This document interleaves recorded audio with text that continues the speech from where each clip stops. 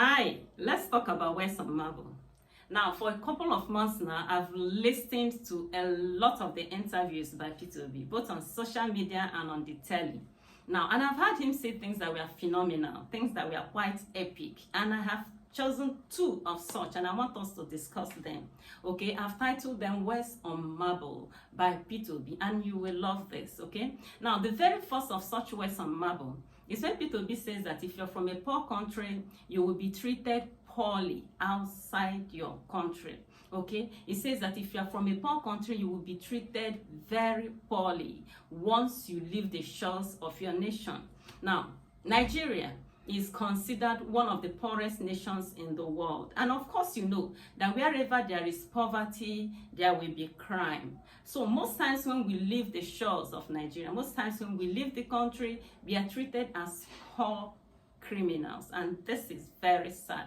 Now, I remember passing through the airport in Venezuela some years back with my children, and as soon as the immigration saw our passport, they knew we were Nigerians. They pulled us to one side and began to check us again. I remember my children asking me, "Mommy, why are they checking us again? Is it because we are Nigerians?" Of course, that was because a lot of other people from other nations were passing, but we were the ones that were singled out to search again. And that's exactly what P2B means by that saying, that, if you're from a poor nation, you will be treated poorly. And this is one thing I wish that our leaders will know. I wish that our leaders will appreciate a situation where somebody is elected into office and he embezzles billions of dollars, and in so doing he plunges millions of people into poverty. Is bad, is terrible. Okay, we're looking forward to a situation where leadership, we create platforms for everybody to thrive, platforms for the prosperity of everyone. Okay, prosperity for every citizen, and it is very, very possible. Okay, now the second word on Marble that I've had P2B say is where he says that a person who has not created wealth cannot manage wealth. I said that again. P2B says that a person who has not created wealth cannot manage wealth. And this is phenomenal. And it is a very true saying. You must have had, reports or read about people who were homeless or people who were very poor, and then they won lotteries to the tune of thousands of dollars. Okay, and then we probably hear that after several years, such people are back into poverty. They are back on the streets. Why? They got wealth without learning how to manage it, right? And that was why Jim Rohn says that the benefit that comes from becoming a millionaire is not the money that you earn, rather it is the person you become in the process of earning the money. Okay, Jim Rohn says that the benefit that comes from becoming a millionaire is not the amount of money you earn, rather it is in the person you become in the process of earning the money. And this is very, very true, because you see, there is something about process. When we go through process, we develop discipline, we develop character, we develop the integrity that will be necessary for us to sustain the success or the money that will eventually come into our hands. And this is part of the reason why Nigeria is in this situation, because you have a situation where you elect officials or you appoint people into offices to head parastatals or to head ministries,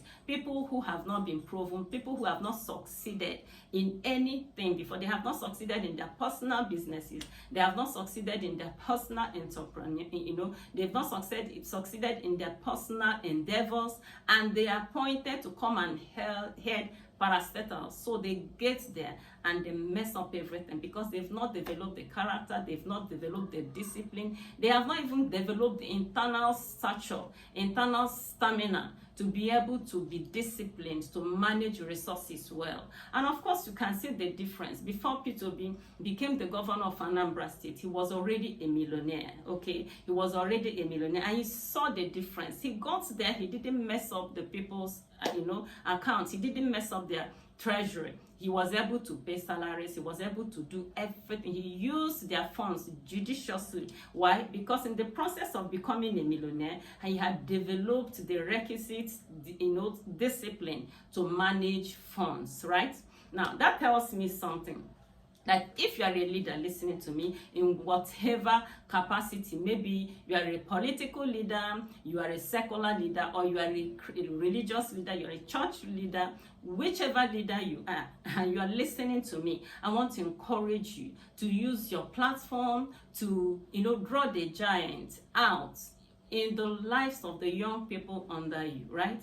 Let us invest in human capital development. Let us encourage and train young people under us to acquire discipline, okay, to acquire skills, right? Now, go ahead also to encourage young people to read, put good books into the hands of young people, okay? I remember John Maxwell. It was John Maxwell that said that his father paid him to read books. He said when he was growing up, his father paid him to read books. Today, the whole world is paying him to read books. So that's for you, parents, as you are listening to me. Encourage your children to read books. In fact, just yesterday, I had a story that broke my heart. Okay, a young man raising up his son, and this child doesn't know financial discipline. He's gone out of the shores of the country and he's messing up his finances. And that's a sad story, because you hear stories of people who inherit whole estates from their parents, and because they didn't learn how to manage funds,